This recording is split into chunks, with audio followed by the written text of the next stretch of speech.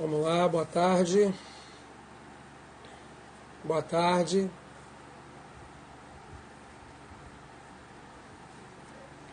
Olá, tá todo mundo aí? Vamos chegando. Olá, boa tarde. Vamos estudar dicas do CPC. Grande Zuki, meu amigo. Beleza, querido? Cadê vocês? Em homenagem aí ao professor aí, Ailton Zuki, meu amigo. Vamos jogar duro, Zuki. É isso aí. Vamos chegando, vamos convidando os amigos. Vamos falar aí do CPC, uma abordagem constitucional. Olá, boa tarde, tudo bem, gente? Boa tarde.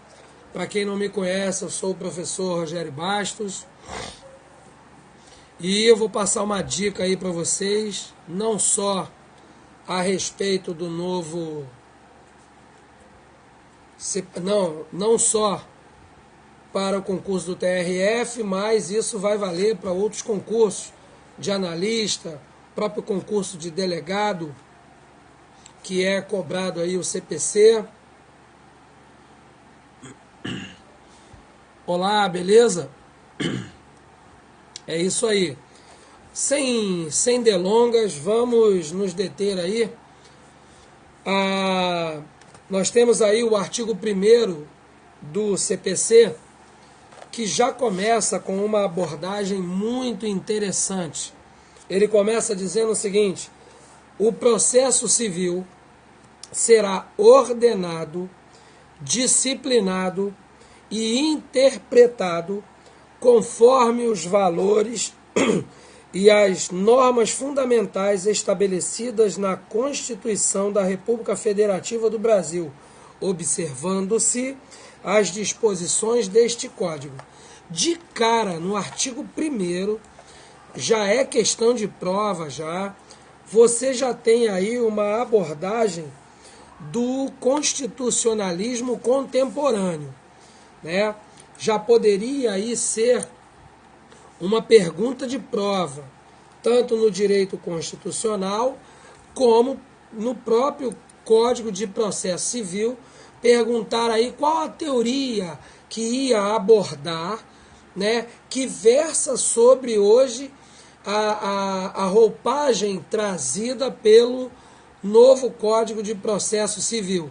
Você teria como resposta o quê? Uma abordagem voltada para uma abordagem constitucional à luz do constitucionalismo contemporâneo, né?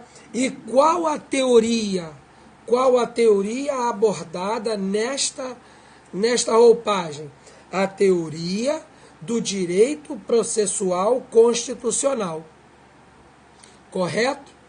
Então vamos por parte. O artigo 1º, ele traz uma roupagem toda voltada para um constitucionalismo contemporâneo. Ou seja, nós sabemos do direito constitucional que nós temos aí a luz do Hans Kelsen, né, que a Constituição ela está no ápice do ordenamento jurídico. Ela traz uma abordagem toda constitucional, jogando duro, Zuki, isso aí, o mestre Zuki, e a gente vai jogando duro junto com o Zuki aí, muito obrigado aí. Então você traz aí uma abordagem constitucional. Por quê? Porque o direito constitucional, nós sabemos que ele traz, né, à luz da teoria de Hans Kelsen, ela está no centro. Tudo tem que respeitar a Constituição. Abaixo nós temos as leis infraconstitucionais, os tratados internacionais, enfim. Mas o processo civil hoje, ele tem uma abordagem constitucional. Por quê? Respeitando-se com isso direitos fundamentais. Como, por exemplo, o direito à igualdade. Não devemos confundir, porque isso é matéria de prova, igualdade e isonomia. Tem diferença, professor? Tem diferença. Por exemplo, se você for na lei de licitações, a lei 8666 de 1993, no artigo que traz a modalidade de concorrência, você vai olhar lá que o grande diferencial da concorrência é quaisquer interessados. Quaisquer interessados podem participar. Isso é isonomia. É aberto a todos aqueles que queiram. E igualdade tem diferença? Tem diferença. Né? O tão propalado jargão, que a gente pode dizer um jargão jurídico, tratar os iguais de modo igual e tratar os desiguais na mesma medida e gradação de suas desigualdades. Um caso clássico, aposentadoria.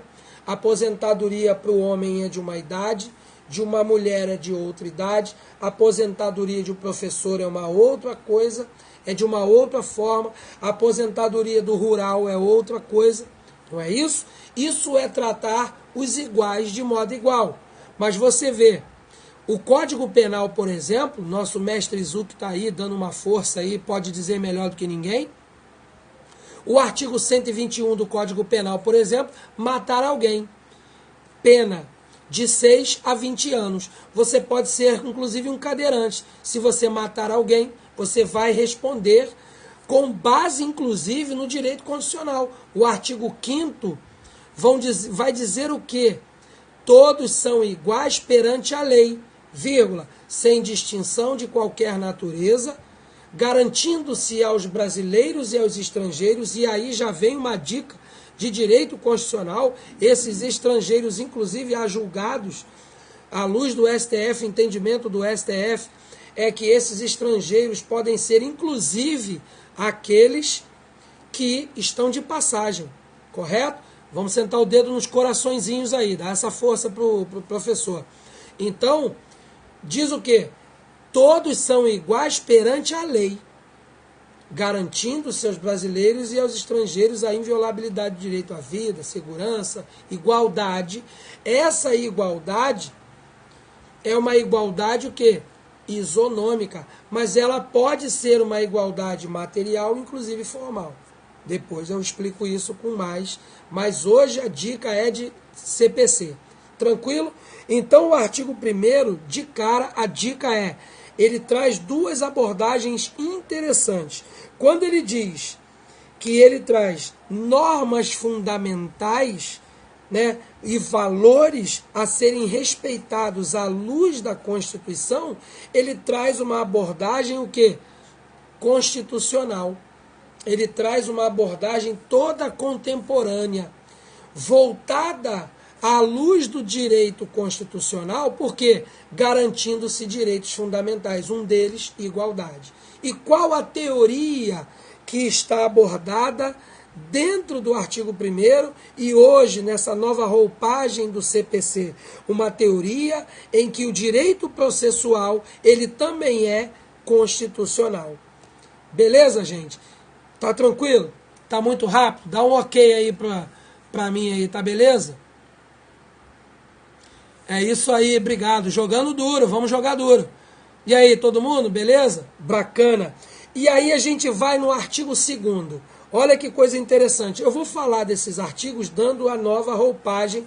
Essas dicas são muito importantes, porque, sem dúvida nenhuma, dar uma olhada na jurisprudência, dar uma olhada na doutrina, sem dúvida nenhuma, traz uma consistência muito maior ao seu estudo. Mas não podemos desprezar a letra da lei. Beleza? Tá todo mundo entendendo? A aula tá boa aí? Tá muito rápido? Tá devagar? Como é que é? Me dá um feedback aí, porque eu quero... Obrigado, muito obrigado, obrigado. Então vamos lá. No artigo 2º, ele traz o seguinte, ó, o processo começa por iniciativa da parte e se desenvolve por impulso oficial, vírgula, salvo as exceções previstas em lei. Do artigo 2º do antigo Código Civil, do antigo Código de Processo Civil, nós extraímos, porque continua essa abordagem do novo código, ele colocou algumas palavrinhas, alguns vocábulos a mais, Mas nós continuamos neste artigo com dois princípios muito importantes. Princípio da inércia. A justiça ela é provocada, correto? Você tem que provocar. Lá da Constituição, olha o cunho constitucional. O artigo 5º, inciso 35 da Constituição, inclusive a gente vai falar nisso no próximo artigo, que ele traz o princípio da inafastabilidade, do direito de ação. Lembra disso? Artigo 5º, inciso 35? Vamos lembrar? Nenhuma lesão ou ameaça de lesão a direito ficará longe da apreciação do Poder Judiciário. Com isso você tem o princípio da inafastabilidade, o princípio da ação, o princípio da demanda. Você tem com isso. E dentro do novo Código de Processo Civil isso não é diferente. Principalmente agora com uma abordagem constitucional. Tranquilo? Obrigado, gente. E aí nós temos o princípio da inércia, que pode aparecer inclusive na sua prova de delegado, como o princípio da ação, como o princípio do impulso oficial. Tranquilo? E aí, disso, nós fazemos uma remissão ao antigo Código de Processo Civil no seu artigo 262. Beleza? O que dizia o artigo 262? Que o processo civil começa por iniciativa da parte, mas se desenvolve por impulso oficial. Então nós devemos fazer esses links, essa abordagem, para que nós tenhamos um liame entre o que foi revogado, com base na Lei 13.105, que é o novo Código de Processo Civil, e aquilo que foi aproveitado de melhor. Tranquilo, gente? Beleza? É isso aí. O artigo 3º do novo CPC, olha o que diz o artigo 3º do novo CPC, eu acabei de falar nisso. Não se excluirá da apreciação jurisdicional ameaça ou lesão a direito. Vê se não é justamente o que acaba ratificando a teoria do direito constitucional processual. Ou melhor, a teoria do direito processual constitucional. Vê se não é isso. Vamos tocar o dedo no coraçãozinho aí, gente. Vamos lá, não para não. Coraçãozinho não atrapalha. Vamos manter os coraçõezinhos vivos aí. Beleza? Olha que a redação do novo CPC, ela é idêntica à redação do artigo 5º, inciso 35. E ele traz para o novo Código de Processo Civil o princípio da inafastabilidade. Ele ratifica a ideia de um direito processual civil com base no direito constitucional, ratificando a teoria do direito processual constitucional. Beleza, gente? Até aqui tá tudo beleza? Vocês estão entendendo? Tá boa a aula? Dá um feedback se estão gostando. Isso é muito importante, tá? Basicamente é a minha primeira aula com vocês. Beleza? Muito obrigado aí. Muito obrigado. Zuc ainda tá por aí? Jogando duro, hein, Zuc? Então vamos lá. O parágrafo 1º do artigo 3º do novo CPC, ele traz o seguinte: é permitida, na forma da lei, a arbitragem. Olha só que coisa interessante. Nós temos que pensar o seguinte: quando a gente fala de arbitragem, nós temos uma lei 9307, se não me falha a memória, que é a lei da arbitragem. Essa arbitragem não podemos confundir com substituição no processo. A arbitragem nada mais é do que a intervenção de terceiros, até seria. Mas esse terceiro, em regra, por exemplo, quando você você entra com um processo na justiça, você na realidade está chamando um terceiro para decidir aquele litígio, aquela lide, aquela retenção pretendida, né?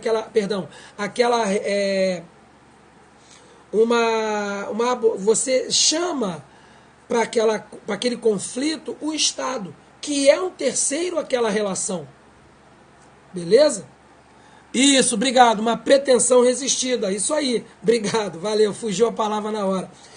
Por que uma pretensão resistida? Porque alguém tem uma coisa a ser pleiteada na justiça e óbvio que alguém vai ter uma resistência, dizendo que não, e aí entra as contrarrazões. E a gente vai falar disso, do contraditório, da ampla defesa, a gente vai nisso. Eu espero com vocês aqui, e pelo menos até os 10 primeiros artigos, beleza? Convidem os seus amigos aí, curta a aula, beleza. Então o artigo 1º, ele trata da arbitragem, trazendo a ideia de quê? De solução pacífica, gente. A ideia de solução pacífica. A teoria do não conflito, onde para a justiça é muito melhor que você resolva esse conflito, essa pretensão resistida, como o colega me ajudou ali, sem que haja uma demanda na justiça. É muito melhor. É com isso que o novo processo civil traz também a ideia. Por quê? Se você tem uma arbitragem, e essa arbitragem, inclusive, ela pode ser feita por uma pessoa, um terceiro, escolhido, inclusive, pelas partes, que, em tese, não tenha nenhum interesse naquilo ali. Ao contrário, o interesse desse terceiro seria justamente o quê? Resolver o conflito. Beleza? Então, o parágrafo 1º, ele traz uma ideia de resolução pacífica. Nós sabemos que no processo civil é vedado, né, a autotutela. E aqui já entra uma pergunta perigosa de prova. Porque nós estudamos, à luz do direito administrativo, o princípio da autotutela, que também tem isso no ECA, a tutela. E essas palavrinhas o examinador é maldoso. E como Zuck, eu tenho aprendido muito com o professor Zuck, você se antecipar ao examinador é muito importante. Ele pode jogar o autotutela. E a autotutela no direito administrativo é uma coisa. A autotutela no processo civil é praticamente aquele ditado, fazer as justiças com as próprias mãos. Não é possível. O cara te deve um dinheiro, você vai lá e quebra o carro dele. Isso não é possível. Beleza? Vamos sentar o dedo nos coraçõezinhos aí. Vamos compartilhar com os outros. O parágrafo 2º ratifica a ideia do que eu te falei do parágrafo 1º, que ele diz que o Estado promoverá, vírgula, sempre que possível, a solução consensual de conflitos. Repare que ratifica a ideia de solução pacífica. Concorda comigo? Porque sempre que possível. Porque, por exemplo, hoje, com a nova lei do divórcio, por exemplo, se o casal não tiver filhos, é muito mais fácil hoje para o casal, de uma maneira consensual, de uma maneira civilizada, olha, eu não quero mais viver com você, não dá mais. No próprio cartório, você acaba com isso. Né? Tem outros requisitos, mas a grosso modo é isso. Beleza, gente? Então vamos lá. Então a ideia hoje do novo CPC é trazer a ideia de que solução pacífica, rápida, solução da lide. E o parágrafo 3º, ele diz o seguinte: a conciliação, a mediação e outros métodos de solução consensual de conflitos deverão ser estimulados pelos juízes. Olha só que beleza. Ratifica tudo que foi. Repare que quando você vai para uma AIJ, né, audiência de instrução e julgamento, você tem o quê? O juiz, assim que ele abre a instrução, assim que ele abre a audiência, ele faz o quê? Existe acordo entre as partes, porque ele deve ser estimulado. Né? E aí você tem o princípio, nesse artigo 3º, do princípio da inafastabilidade, o princípio da rápida solução da lide. O que isso traz? A rápida solução da lide? Pacificação social. Correto? Todo mundo está entendendo até aqui? Vamos andar, que eu não quero prender vocês muito tempo. Beleza? Olá, beleza? Chegamos aí ao artigo 4º do novo CPC. Eu vou fazer o seguinte, hoje, para não tomar muito tempo de vocês, hoje é segunda-feira, eu agradeço aí a presença de todos. Eu vou até o artigo 5º. Se vocês quiserem, eu vou até o 10. A ideia era ir até o 10. Se a aula estiver boa, dá um feedback aí. Se tá bom, quer que eu vá até o 10, quer que eu vá até o 5. Amanhã eu continuo e fecho essa ideia, nesse mesmo horário. Dá aí um feedback. É importante pra caramba vocês falarem comigo. Beleza? Senta o dedo nos coraçõezinhos aí.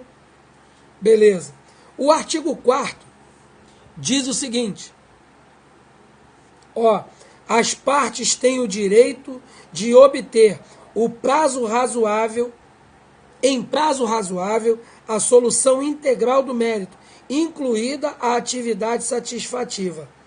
Olha só, questão de prova. E aqui eu vou dar um bizu que pode cair na sua prova, principalmente a prova de delegado. Imagina uma seguinte pergunta. O artigo 4º do novo CPC traz a seguinte redação. As partes têm o direito de obter em prazo razoável a solução integral do mérito. Com base no artigo 4º, à luz do novo CPC e com base na teoria de um processo civil constitucional, é correto afirmar que a teoria embasada para o princípio da sanabilidade é a teoria da rápida solução de conflitos. Certo ou errado, gente? Coloca aí rapidinho. Os dois primeiros que responderem eu já dou o gabarito. Certo ou errado?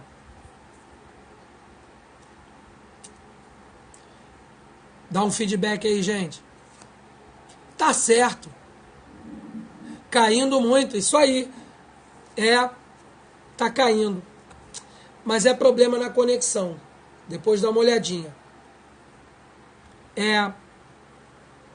Tá caindo pra caramba, né? Mas olha só, mesmo que hoje eu interrompa essa transmissão no artigo 5º, amanhã eu vou retornar ao Código de Processo Civil, beleza? Então, de cara, você tem o princípio da sanabilidade no artigo 4º. Vai fazendo suas considerações aí no seu Código de Processo Civil. E você tem o princípio da razoabilidade da duração do processo. O que versa por trás desse princípio da sanabilidade e da razoabilidade da duração do processo? Princípio da dignidade da pessoa humana. Olha a luz do direito constitucional de novo, olha o processo civil sendo todo embasado, todo calcado pelo direito constitucional. Isso vai ser questão de prova nesse ano de 2017. Principalmente porque agora já começa a cair o direito, o novo Código de Processo Civil nas provas de concurso público. E para fechar, moçada, para fechar a aula... Artigo 5º do novo CPC. Isso aí, gente, coraçõezinhos, por favor. O artigo 5º diz: aquele que de qualquer forma participa do processo deve comportar-se de acordo com a boa-fé. E aí você tem a teoria da boa-fé objetiva e o princípio da cooperação. E aí eu vou dar para vocês o plus, né? O plus que vai fazer a diferença na tua prova. Esse princípio da cooperação nada mais é do que o princípio da vedação do venire contra factum próprio. Ou seja, vedação ao comportamento contraditório. Totalmente contrário àquilo que está sendo previsto para o comportamento das partes no processo. Correto? Então, esse artigo 5º é aquele artigo que você tem que marcar ele. Ele vai despencar nas provas do Código de Processo Civil. Correto?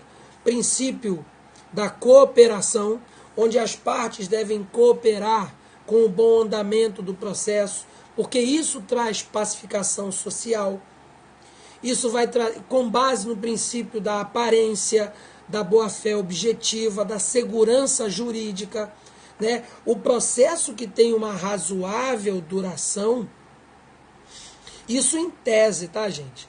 Em tese, porque às vezes o processo, mesmo que você faça tudo a contento, ele pode não ter um tempo pequeno para a sua solução.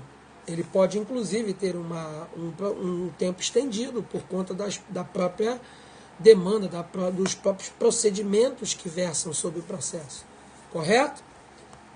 Então você tem, anota aí, moçada, princípio da boa-fé objetiva, princípio da cooperação, tudo isso versando no artigo 5º do CPC, princípio da vedação ao comportamento contraditório, também chamado em latim venire contra factum proprium, tá? Onde o comportamento das partes não pode ser contraditório ao esperado das partes, o que se espera nas partes no processo, né?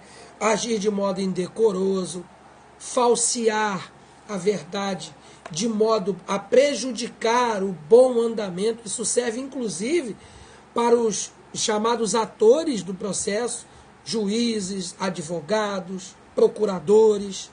Correto, moçada? Moçada, vou parar por aqui. Eu agradeço aí aos coraçõezinhos. Quem gostou da aula, curte essa aula. Muito obrigado pela participação. Amanhã, e travou.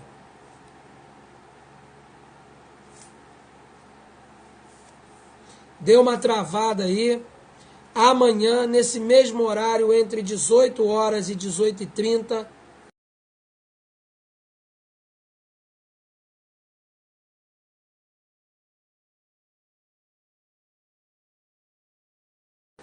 foi boa. Obrigado. Vamos jogar duro. Vamos jogar duro isso aí. Concurso de delegado, dicas de constitucional, de processo civil, de direito administrativo. Eu estou junto com vocês. Quem vai fazer TRF, tô junto. Curta a minha fanpage. Me siga no Periscope, me siga no Instagram, me siga no Twitter. Um grande abraço ao meu amigo professor Ailton Zuc. Muito obrigado, obrigado pela força. Galera, coraçõezinhos aí. Muito obrigado, vocês estão de parabéns. Tamo junto. Até a posse e até amanhã, se Deus assim permitir. Jogando duro em direção à assinatura do termo de posse. Nós vamos assinar o termo de posse.